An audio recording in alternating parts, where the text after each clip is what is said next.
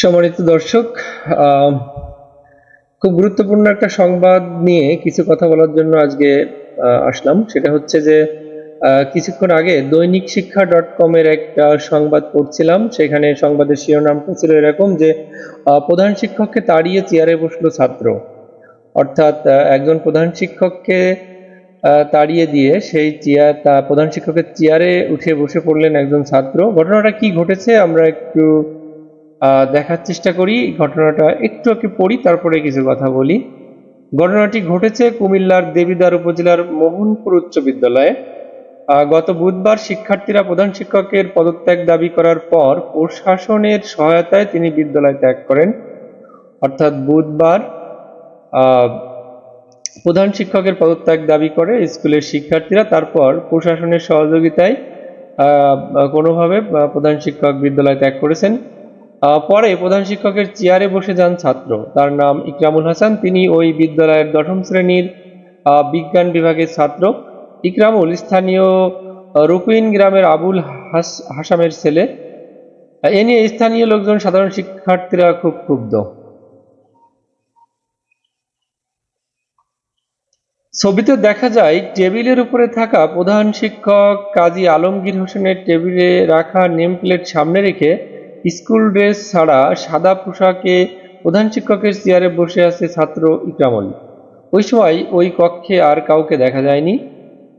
এ ছবি প্রথমে নিজের ফেসবুকেই প্রথম আপলোড করে ওই ছাত্র। তারপর তিনি সেখানে লেখেন, আমাদের সম্মানিত আলমগীর স্যার এখন কোথায়? তো এই হচ্ছে ঘটনা, যেখানে একজন প্রধান শিক্ষকের পদত্যাগ দাবি করেছে স্থানীয় বিদ্যালয়টির শিক্ষার্থীরা। তারপর প্রধান শিক্ষক সেখান থেকে প্রশাসনের সহযোগিতা নিয়ে বিদ্যালয় ত্যাগ করেছেন। অর্থাৎ প্রধান শিক্ষক হতে পারে, প্রধান শিক্ষক অপরাধী, প্রধান শিক্ষক দোষী হতে পারে, তার জন্য তো প্রশাসন রয়েছে, প্রশাসন আছে, দেশে আইন আছে। তো এগুলো ওভারটেক করে ছাত্ররা যখন প্রধান শিক্ষকের দাবি করাটা অযৌক্তিক না, দাবি করতেই পারে, দাবি করা যায়, কিন্তু দাবি কোন পর্যায়ে গেলে প্রধান শিক্ষককে প্রশাসনের সহযোগিতা নিয়ে বিদ্যালয় ত্যাগ করতে হয়েছে। কিন্তু প্রশাসনের লোকজন যারা ওখানে তাকে বিদ্যালয় ত্যাগ করতে সহযোগিতা করেছেন, তারা যারা তার পদত্যাগ দাবি করছিলেন, তাদেরকে কি করেছেন? এইভাবে পদত্যাগ দাবি করা বা জোর করে শিক্ষকদেরকে বিদ্যালয় ত্যাগ করানো, আমি এমনটা জানি যে আমি যে অঞ্চলে থাকি এখানকার অনেক প্রধান শিক্ষক এখনো পর্যন্ত বিদ্যালয়ে ঢুকতে পারছেন না। তারা মেডিকেল ছুটি নিয়ে ছুটির বাইরে আছেন, প্রতিষ্ঠানের বাইরে রয়েছেন, তারা প্রতিষ্ঠানে যেতে পারছেন না। তো এখন কথাটা হচ্ছে যে যদি কোনো প্রধান শিক্ষক দুর্নীতির সাথে জড়িত থাকেন, তার জন্য তো আইন আছে বা প্রয়োজনীয় পদক্ষেপ নেওয়ার মতো প্রশাসন আছেন। কিন্তু ব্যাপারটা কি, এই যে ছাত্ররা জোর করে আর প্রধান শিক্ষককে স্কুলে যেতে দেবেন না, ব্যাপারটা কি এরকম? আমার একটা প্রশ্ন আছে, সেটা হচ্ছে গত 20-30 বছরে কি বাংলাদেশে আপনারা এরকম ঘটনা ঘটতে দেখেছেন কখনো?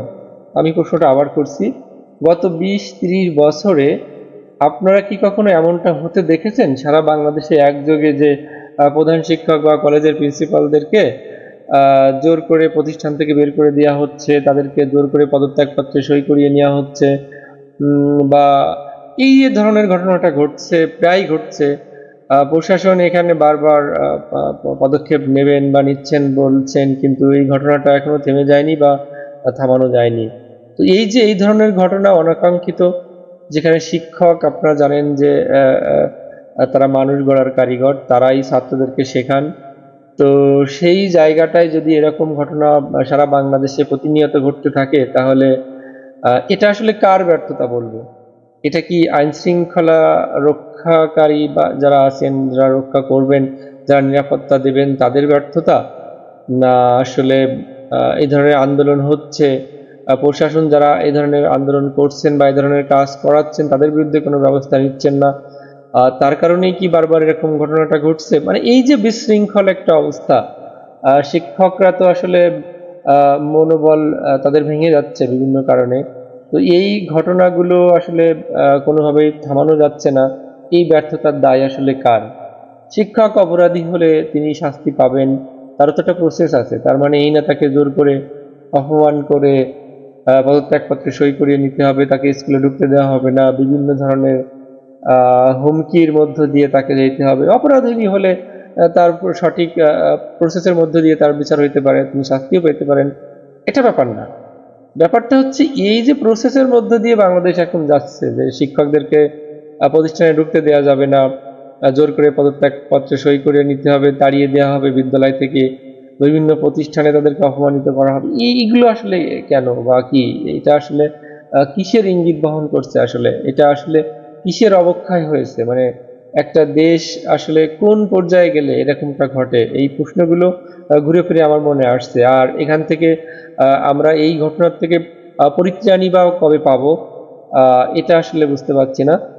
তো এই বিষয়গুলো একটু জানাবেন, একটু কমেন্ট করে জানাবেন আপনার মতামত। নিশ্চয়ই আপনার মতামত আমাদের উপকারে আসবে। তো সবাইকে ধন্যবাদ।